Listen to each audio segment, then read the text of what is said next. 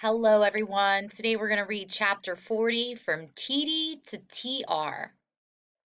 Theodore Roosevelt, who was called Teedie when he was a boy, was very rich and lived in a five-story house in New York City with his brother and his two sisters and his mother and father. Four or five servants, sometimes more, lived in the house too. His uncle, aunt, and cousins lived nearby. If you looked out the front door of the big house onto East 20th Street, you could see cobblestones and horse-pulled carriages and hear city noises, but in the quiet backyard, flowers and strutting peacocks filled a block-long garden. The Roosevelts were an old Dutch family and had been New Yorkers since the days of Peter Stuyvesant. They were aristocratic and proper, and spent much of their time with wealthy families like themselves. The Roosevelts all seemed to have something in common. It was the energy and high spirits. They liked having a good time. They enjoyed laughing, playing games, and riding horseback. When Teedie grew up and became president, he brought more laughter to the White House than any president before or since. Young Theodore was a studious boy and an astounding reader. All his life he read at least a book a day and often more. He had an amazing memory. When he became president, he surprised people with the wide knowledge he had from books. He also loved to write, and before he died at the age of 60, he wrote some 150,000 letters. He wrote all of his presidential speeches himself. Most presidents have speechwriters, and he wrote more than 30 books. But when he was a boy, Theodore expected to become a scientist. His special interest was nature, especially bugs and birds. He set up a natural history museum in his house and kept detailed drawings and records of the animals he observed. Once a servant complained that she couldn't do the laundry with a snapping turtle tied to the legs of the sink. He was born just before the Civil War began, and his first memories were of playing soldier. Teedie pretended he was a Union soldier. His brother and sisters were not so sure which side to take. Theodore's father, Theodore Sr., was a strong supporter of Abraham Lincoln in the Union cause. Theodore's mother, Mittie Balch, was a Georgia girl who grew up on a plantation.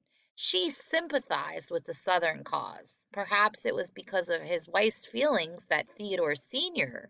chose not to fight in the war. He did what many other rich Northern men did. He paid a substitute to fight for him. It was the only thing he ever did that upset his son. The older Theodore, a glass merchant and a banker, was a philanthropist, which means he spent much of his time and his money helping others. He set up a program to help soldiers' families. He founded the Children's Aid Society. He helped start the American Museum of Natural History. He aided hospitals and he worked on other good government causes. He believed that his wealth gave him a special responsibility to be a helpful citizen. His son called him the best man I ever knew. You can see that Theodore Roosevelt had an unusual childhood. When he wanted to learn more about animals and how to stuff them, his parents gave him lessons with a taxidermist who had hunted and worked with the famous artist and naturalist John James Audubon. When the Roosevelts wanted their children to learn about geography and art and history, they took the family on a trip to Europe. Teedie was 10. When he was 14, they spent a winter on a houseboat on the Nile River in Egypt. Teedie was given a rifle and he shot and stuffed hundreds of birds. Young Theodore's health was poor. He had bad asthma, terrible eyesight, and stomach problems. He was frail and sickly, and no one thought he would live long. His father told him he needed to build up his body to match his mind. At the age of 11, he began lifting weights and doing exercises. For the rest of his life, he boxed, rode horseback, hunted, and rode. The weak, scrawny lad turned himself into a powerful, fearless man. When he was 26, Theodore Roosevelt headed to the West. The North Dakota cowboy chuckled when they saw the young dude from the East with his books under his arms.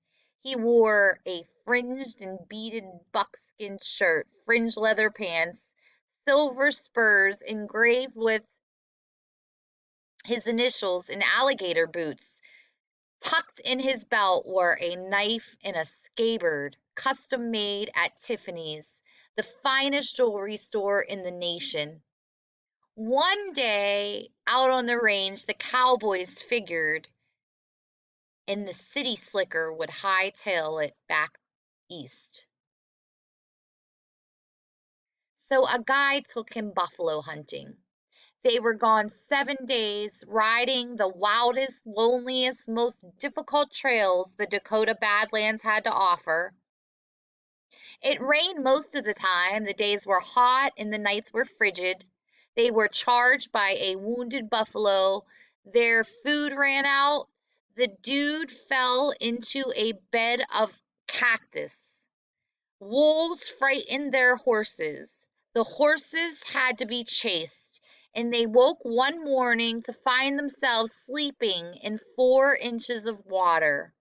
The guide, Joe Ferris, was close to collapse from exhaustion, but the worse things got, the more the dude seemed to enjoy himself.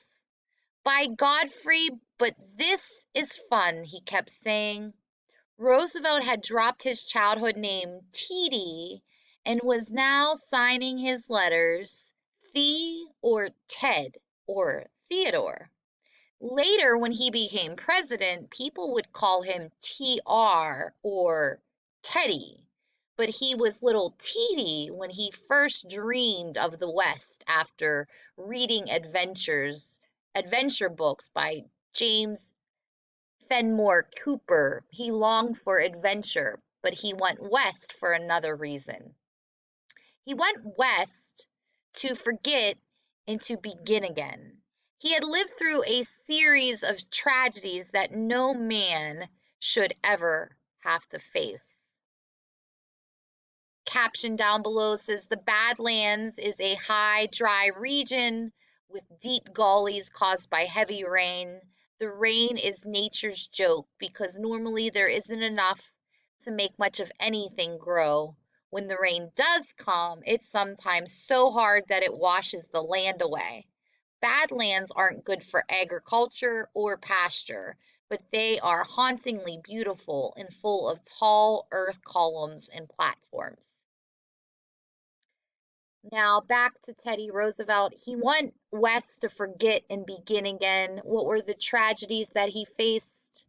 The first tragedy came when he was a college student. He studied hard and passed the entrance exam for Harvard.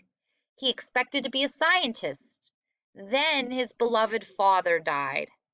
That changed his life and his career too. He decided to go into politics to become a responsible citizen as he believed his father would have wished him to do.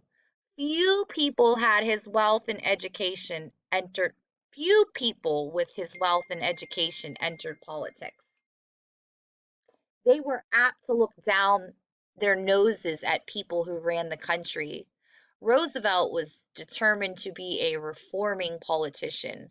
When friends asked why he'd gone into politics, he said he had wished to be part of the governing, not the governed class. So when he went to college, he left college and he became a legislator in New York's assembly, and he got married to a sweet-natured Alice Lee. She was like a fairy tale bride, blue-eyed, blonde, and beautiful. They were enchantingly happy, and then on the same day, it was Valentine's Day, 1884, in the same house, Alice died giving birth to a daughter. And Mittie, Theodore's mother, died of typhoid fever. Mittie was 48 and Alice was 22. In his diary entry for that day, Roosevelt drew a dark X and wrote, "The light has gone out of my life." 3 days later, he christened the baby Alice Lee and sorrowfully wrote in his diary, "My life has now been lived out." TR had no clue as to the full and productive life ahead of him. What he did have was resilience and energy, so he went west and he threw himself into the cowboy life. Out west, TR learned to rope steers, wrestle calves, and ride bucking ponies.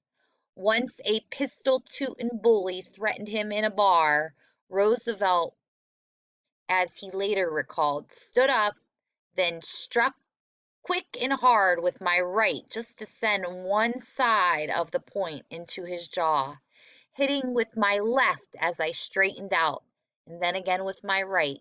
The next day, the bully left town on a freight train.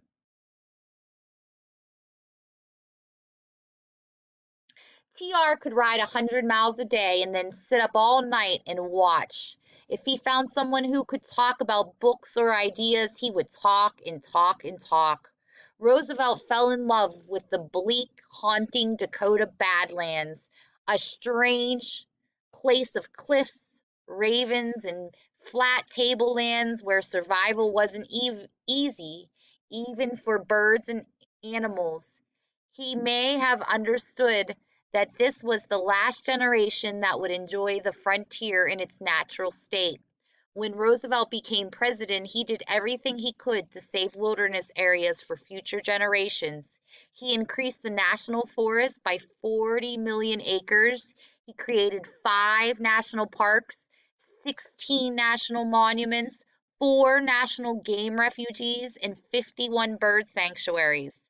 After hiking with John Muir, he made sure that Yosemite's forests of giant sequoia and redwood trees were saved for the people's children and the children's children. He helped make conservation a popular idea. His first trips west did exactly what they were meant to do. They helped him begin his life again. When he went back east, he was ready to accept the new job as police commissioner of New York. Some people said roping steers was easier. Now he was out walking the streets of New York with writers Jacob Riis and Lincoln Steffens. At night, he could be seen in dangerous areas, making sure the police were doing their job. No police commissioner had ever done that before, and he married a childhood playmate, Edith Caro. Together, they raised a noisy, happy family of 6 children. There is Teddy Roosevelt over there in that picture with John Muir at the Yosemite. We're going to learn about him. And that is the end of today's chapter.